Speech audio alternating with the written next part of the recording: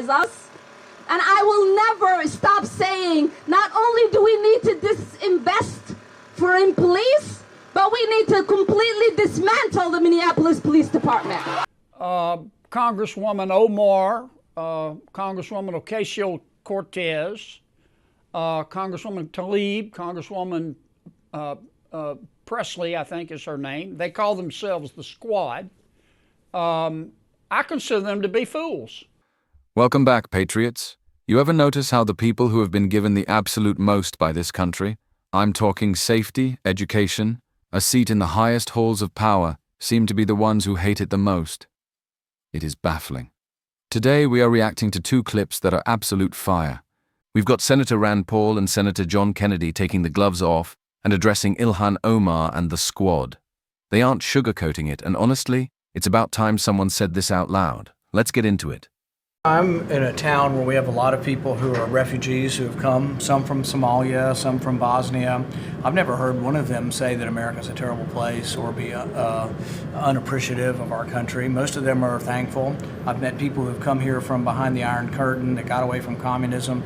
They're some of the best Americans we have because they really appreciate how great our country is. And then I hear Representative Omar say, "Oh, America's a terrible place. I'd love there to be justice, and there's no justice here." It's like, well, she came here and we fed her, we clothed her, she got welfare, she got school, she got health care, and then lo and behold, she has the honor of actually winning a seat in Congress, and she says we're a terrible country. I think that's about as ungrateful as you can get.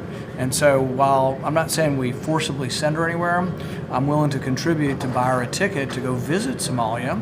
And I think she could look and maybe learn a little bit about the disaster that is Somalia, that has no capitalism, has no God-given rights guaranteed in a constitution, and has about 7 different tribes that have been fighting each other for the last 40 years. And then maybe after she's visited Somalia for a while, she might come back and appreciate America more.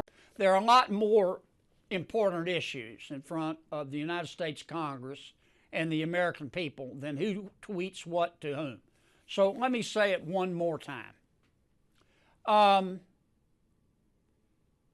thought in the president's original tweet, I thought it was a poor choice of words.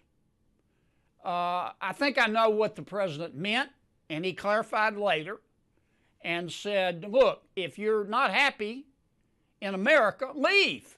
Just leave. And I agree with that. But his original articulation of that concept, in my opinion, fell short of the mark. Number two, frankly, I don't know why the president felt the need to tweet on this subject at all. You know, when you argue with a fool, you just prove there are two. And I consider Congresswoman Omar, Congresswoman Ocasio-Cortez, Congresswoman Tlaib, Congresswoman Presley, I think is her name. They call themselves the Squad. I consider them to be fools. They hate America. They think America was wicked in its origins, and it's even more wicked today. They ought to be thanking America instead of calling America evil and wicked and racist.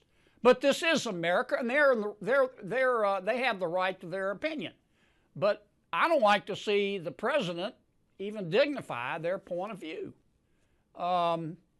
Besides that, I think that the Squad, as they call themselves, they are destroying the Democratic Party.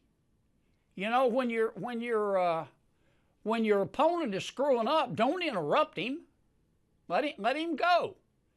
I mean, just looking at this from a political standpoint, if I didn't know better, I would think the members of the Squad were GOP plants.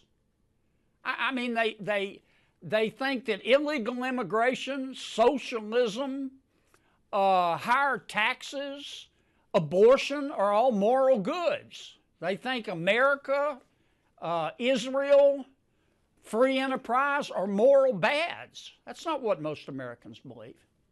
And that's kind of where I am on the subject. The president has explained his position. he has said, look, here's what I meant. If you're not happy living in America, leave. It's a free country, and I agree with that assessment. Okay, wow. There is a lot to unpack there, but let's start with Senator Rand Paul, because he hit on something that I think frustrates regular Americans every single day. The gratitude gap. Paul makes such a simple but powerful point. He talks about refugees he knows, people who fled actual tyranny, people who fled behind the Iron Curtain or war zones in Bosnia. Do you hear them trashing America? No. They love this place. They know what the alternative looks like. And then you have Ilhan Omar. As Paul pointed out, this country didn't just open the door for her. We welcomed her with open arms. We provided food, clothing, healthcare, and education. And how does she repay that generosity? By getting elected to Congress, which is an incredible honor, and then turning around and calling the very country that saved her a terrible place. It's the definition of ungrateful. Paul isn't saying get out because he's mean. He's saying, go look at the alternative. His offer to buy her a ticket to Somalia? That's not a threat. That's a reality check.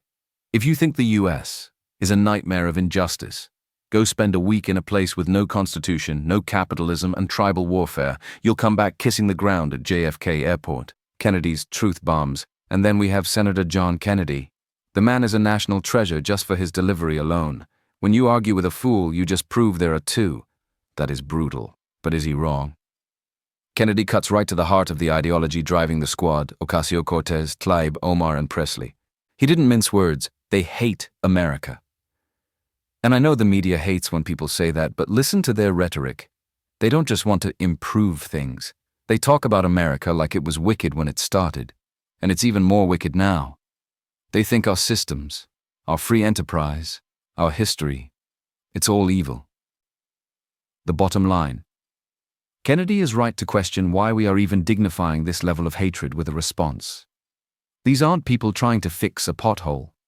They are pushing socialism, open borders, and policies that would destroy the very prosperity that allowed them to succeed in the first place. Like Kennedy said, if I didn't know better, I'd think they were plants for the GOP because they are actively destroying their own party with this radicalism. So, here is the verdict. America isn't perfect, but it is the greatest experiment in freedom the world has ever seen. If Ilhan Omar and the squad can't see that, if they really think this is a terrible place full of injustice, then the senators are right. No one is forcing you to stay. You are free to leave. But don't expect the rest of us to sit here and cheer while you tear down the country we love. What do you guys think? Is Rand Paul's offer a fair reality check? And is Kennedy right about the squad hating America? Do you think Ilhan Omar has long overstayed her welcome in America? Let me know in the comments below. Don't forget to like, subscribe, and keep fighting for the truth. See you next time.